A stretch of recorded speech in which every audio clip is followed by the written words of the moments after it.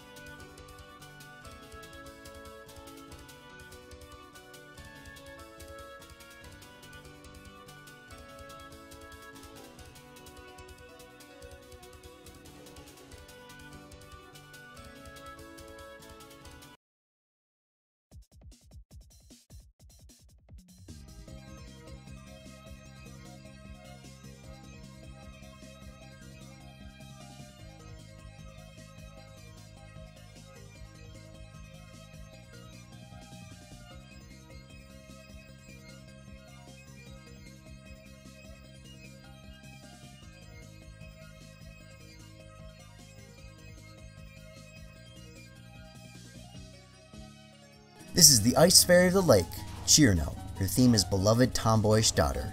So Chirno's profile from this game reads like this.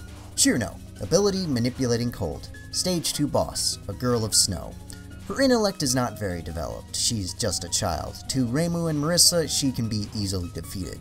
She likes playing tricks and often toys with frogs. She freezes them instantly, then watches them revive as they thaw in the water. She tends to fail 1 out of every 3 attempts, however, and the poor amphibian shatter into pieces.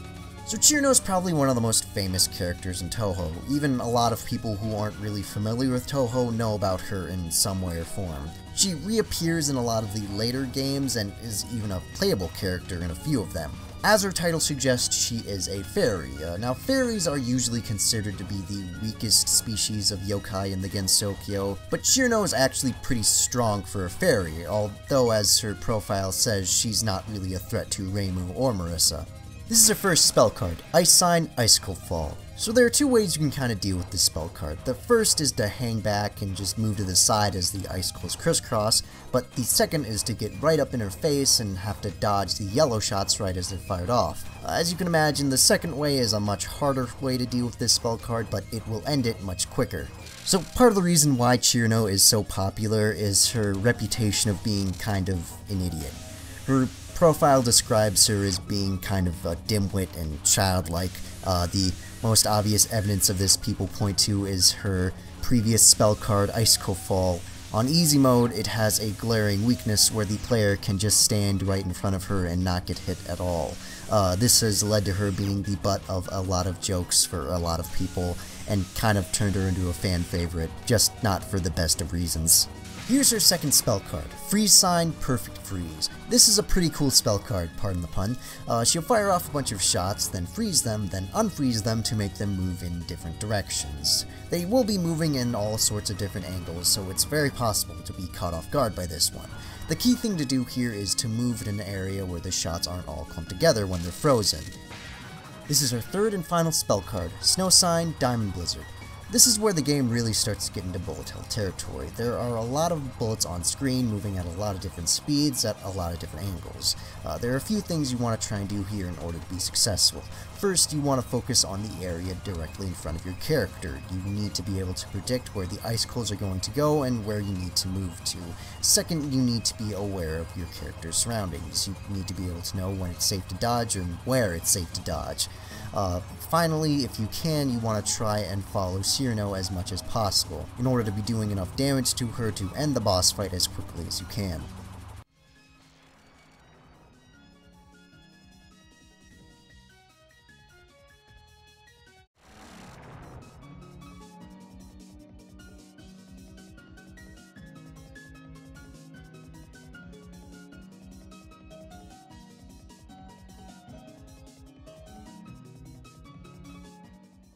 That's it for Stage 2. See you guys at Stage 3.